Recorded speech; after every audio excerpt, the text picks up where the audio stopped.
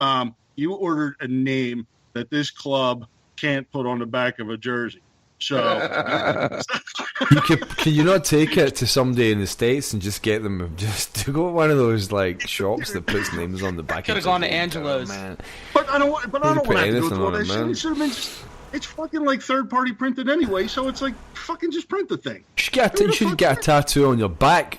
Just get a picture of Bobby Sands. So they're like, we can free print anything else. I said, no, I want that or I want my money back.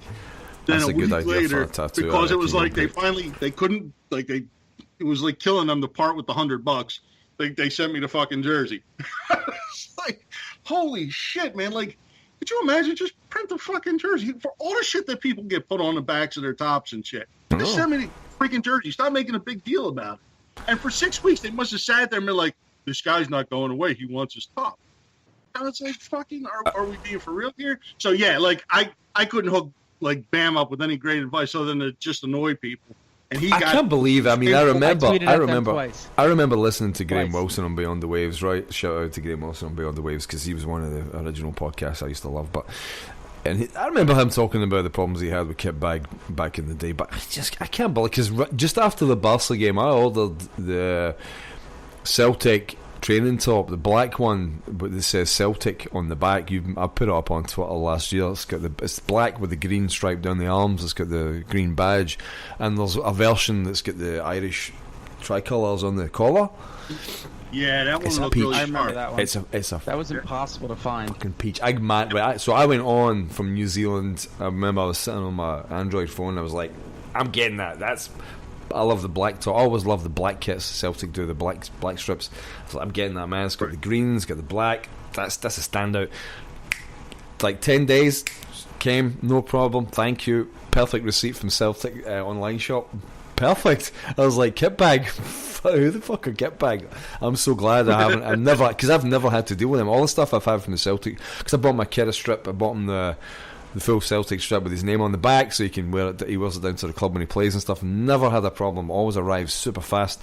But you guys in the US, it's crazy that you've had to go. So is it easier now for you guys to get the merchandise? Like, because obviously they're with New Balance and they must have better merchandise outlet. They must have an infrastructure or a network that you guys can use to, like, you know, or the club can use to facilitate their sales. So is it better getting merchandise for Celtic?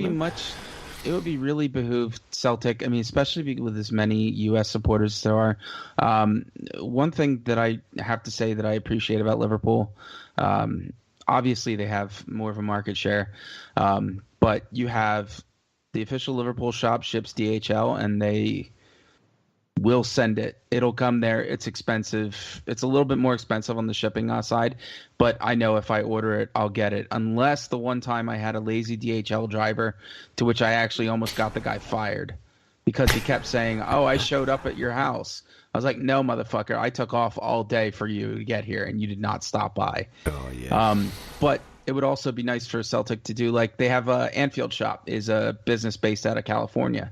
Oh, yeah. They have all the official merchandise, and it's U.S. based, so there's no conversion of pounds to dollars, and I can get something within 3 days. So there's no official Celtic store in the U.S. that you can physically go to. No. Okay. No. And the only thing we can do maybe is World Soccer Shop, and that place is a fucking minefield. Yeah, it's a dumpster fire. Yeah. And the problem is like when you order something from the States from Celtic, it's like all the U.S. guys have a laugh every time. Like there's a rare occasion. Like last week, they had free worldwide shipping for all the fucking shit we buy. And we're like, are you fucking kidding me?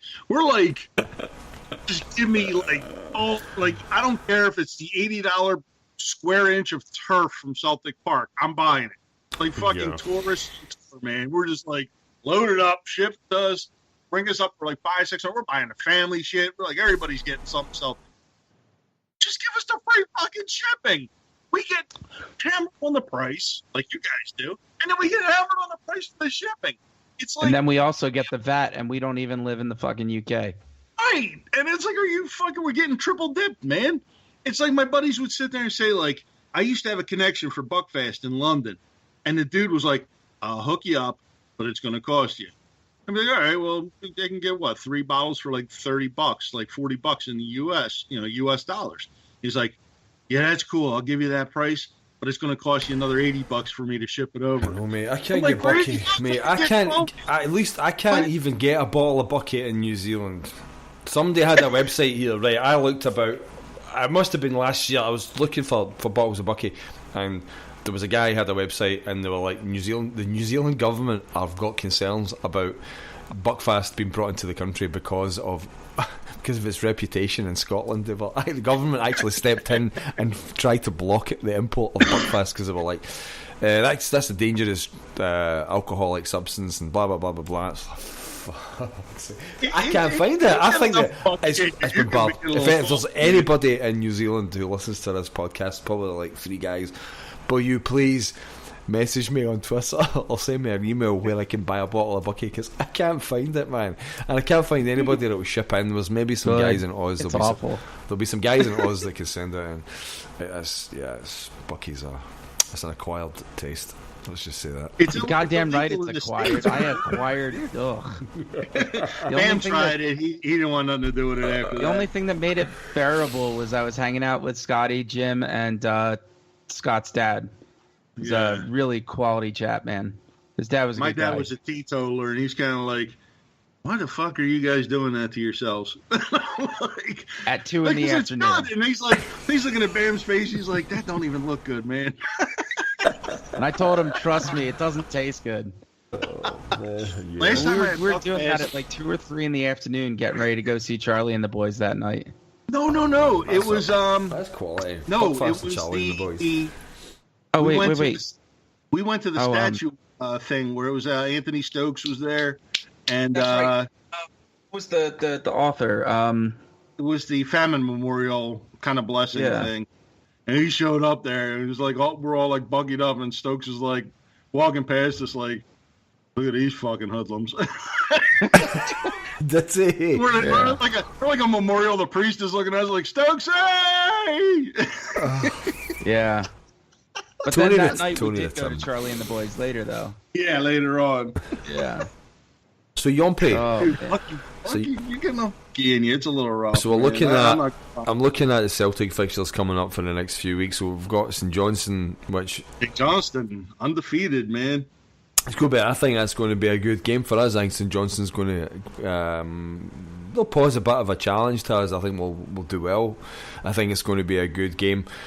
Also looking at the first game in the Champions League, we've got, as you said, Paris Saint-Germain at home. Now, I don't know, like, what do you reckon? Are you brave enough to make score predictions for those 2 games, or is that too much? Will we leave that? I'm holding off on the PSG one, but okay. I'm always tempted to always call them PSE&G. It's like the fucking utilities company around here. Yeah, we're playing PSG. But PSG, I'll off on that one. St. Johnston, I think we're going to beat them 3-0. 3-0. Just that I think that my man Gordo in goal is a little upset giving up a couple goals against Astana. Boy, wasn't that a fucking grind. We even talk about that, dude. We got to give that one. I mean, like, as I said, we haven't talked about either of the standing games, but to be honest, like, the whole thing was, you can go ahead, but I was amazed by the first leg. I really was surprised. I knew there was going to be goals in the game, but I didn't think it was going to be 5-0. Incredible. But anyway, you go for it, man. Dude, you go for it. Talk about it. Man, it's no joke. But holy shit, the second leg, we're like 1-1 at halftime. We're like, we got this fucking wrapped up. We got the away goal. I said, I'm going to sit here. I'm going to start cracking some beers. There's going to be a party now. All of a sudden, it's like, boom, boom, boom. We're down 4-1. I'm like, oh, no. My wife's like, what the fuck are you moaning about? They need like 3 more goals. I'm like, we gave up like 3 in 15 minutes. The fuck are you talking about? I was like, oh, my God, we're going to choke this thing right away, man. So there was a point when that match where you thought, this could go if they get another 3. When you concede that many goals and you defend that badly as we played, as badly as Bitton was, and I'm sorry, I don't want to see him in central defence in another European match unless everybody breaks their legs in our team. Like he's got to be, as I say, he's a band-aid. He's one of those players. He's good for cover, but we defended. Yeah, but here's the thing. We played and defended so badly. I mean, Scott Brown did not have a good game. Lustig did not have a good game. That was like the Lustig of Molde and Malmo, and yeah. It's almost a blessing in disguise. You want to get that you want to get that sort of performance out of your system before you start going into the group stages. So I'm glad in a way that it happened, because if we'd gone over there and rolled them 3-0, or we'd won the game 1-0, right? Say we had a 1-0 win, we would have gone into the group stages being like, yeah, man, you know what I mean? No problem. We've sailed into the group. We got this. We sailed into the group stages. This is like easy. And then, you know, you're coming up against PSG and whoever else. So for me, it was a good reminder. It's a good awakening call. It's a good wake up call for Brendan Rodgers and for the Celtic team to say, look, you're not going to get it your own way, especially away from home, and your central defence has got to get you've got to get your central defence in shape. So it's going to be interesting to see what happens with the injuries and the signings. It really is. But hold up. And this is like getting to the point where Brendan was saying, like, after the match, oh, it was incredible. All the stick people were giving baton and everything. You know, if it wasn't for him, we don't go through against Astana. But Brendan also said that this was a guy who was actually in a walking boot up to 24 hours before the match. And I'm thinking to myself, he was in a walking boot and he couldn't really even practice. Fuck is he doing out there, man? We need another option just in case, man. Yeah. And it's like, I mean, because all of a sudden, you know, I'm thinking, what was the movie with Charlie Wall Street? It was the movie Wall Street, when Charlie Sheen's character and the airplane unions, everybody screws the rich mogul guy, and he doesn't realize what's going on. He just sees the stock price dropping on his airlines and shit, right. And it's like his advisor's like, well, what should we do? And the dude's like, well, what can we do? What are you going to call a cop? You know, it's 4-1. They just rattled us for like 3 goals in 15 minutes. Here's that dude, Tuomasi, coming in from 6 yards out, unmarked. Yeah. And he kicks it over the fucking bar, missing his hat trick. Yeah. And I'm like, I tweeted the picture of the baby throwing up because I'm thinking of that baby there. I'm just like, that's me. I'm looking at 5-1. I'm going to be puking all over the place. I feel like the character from Wall Street. It's like, how do we stop this? They're just coming at us in waves. And it's like, what can we do? We're going to call a cop? I mean, somebody help us here, man. Yeah, totally. Well, that's when you've got your goalkeeper. You know, Gordon really stood up against that test. If he hadn't made the saves he made, that would have been that. I mean, if you go away from home sitting on a 5-0 lead and you go out, that would have been worse than Progress, the Luxembourg side. What are they called? FC Progress. I can't even remember their name. I just know they're called Progress, which is funny as actually very ironic and funny as fuck. But I can't. They gave up that goal there, man. And you're looking at Gordon. Like, fucking thank fuck we've got Craig Gordon in goals, because if he had not made those saves, that would have been a total disaster. So, I'm like I said, one bad game is not cause to smash the glass and press the red button. You know, you're not pulling. No, but it shows you why Beaton is not the long-term solution at the center spot there. Thank because you. Holy shit, man! I mean, that was against Astana, and granted, Tuomasi's a nice player and everything. He ain't fucking Neymar. Exactly. He's not Cavani. He's not Neymar. He ain't any of them. So we'll see what happens. We'll see what happens. And, you know, as I said, I'm happy to be here. Everything from here on in for me is just a bonus, and I hope we do really well. I still believe we're going to take a big scalp. What's your prediction for St. Johnston? I think it's going to be 2-0. I think it's going to be a close game. I think we'll shut them out defensively.